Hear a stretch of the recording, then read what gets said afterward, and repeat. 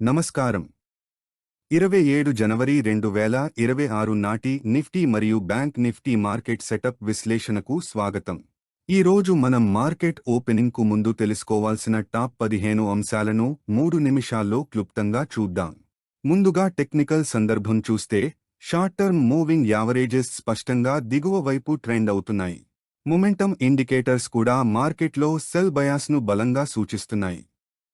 జాగ్రత్త అవసరం. మరొక ముఖ్య గమనిక, విఐఎక్స్ గేజ్ పెరుగుతోంది. ఇది రాబోయే సెషన్లలో పెరిగిన వోలాటిలిటీని సూచిస్తోంది. ఇప్పుడు కీలకమైన లెవెల్స్ చూద్దాం.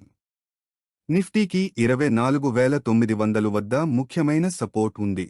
ఒకవేళ 24,900 బ్రేక్ అయితే మార్కెట్ 24,600 నుండి 24,500 జోన్కు పడిపోయే అవకాశం ఉంది. మరోవైపు ఎగువన రెసిస్టెన్స్ లెవెల్స్ ఎక్కడ ఉన్నాయో గమనించడం చాలా ముఖ్యం. 25,160 వద్ద తక్షణ రెసిస్టెన్స్ ఉంది. ఆ పైన 25,350 నుండి 25,450 జోన్ గట్టి అడ్డంకిగా మారవచ్చు. బ్యాంక్ నిఫ్టీ కూడా ఇదే విధమైన బలహీనతను చూపిస్తోంది. కీలక మద్దతు స్థాయిలను పరీక్షించే అవకాశం ఉంది. ఆప్షన్స్ డేటాను పరిశీలిస్తే మార్కెట్ సెంటిమెంట్పై మరింత స్పష్టత వస్తుంది.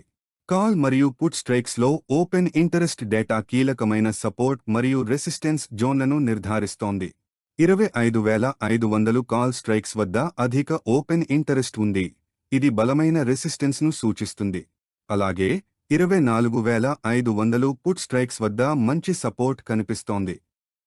ట్రేడర్లు ఈ రేంజ్ గమనించాలి. మొత్తంగా ఈ 15 డేటా పాయింట్లు మార్కెట్ దిశను నిర్ణయించడంలో కీలకం. కీలక లెవెల్స్, పివట్ పాయింట్లు మరియు ఆప్షన్స్ డేటాను ఈ పట్టికలో సంక్షిప్తంగా చూడవచ్చు. ఈ డేటా ఆధారంగా ఇంట్రాడే ట్రేడర్లు జాగ్రత్తగా వ్యవహరించాలి. స్టాప్ లాస్ తప్పనిసరి. వోలాటిలిటీ ఎక్కువగా ఉండే అవకాశం ఉన్నందున రిస్క్ మేనేజ్మెంట్ చాలా ముఖ్యం. గ్లోబల్ మార్కెట్ సంకేతాలు కూడా మన మార్కెట్ ఓపెనింగ్పై ప్రభావం చూపవచ్చు. వాటిని గమనించండి. ముఖ్యంగా బ్యాంకింగ్ మరియు ఐటీ సెక్టార్ల కదలికలు నిఫ్టీ దిశను ప్రభావితం చేస్తాయి. చివరగా ఈరోజు మార్కెట్ సెటప్ సారాంశం ఇదే.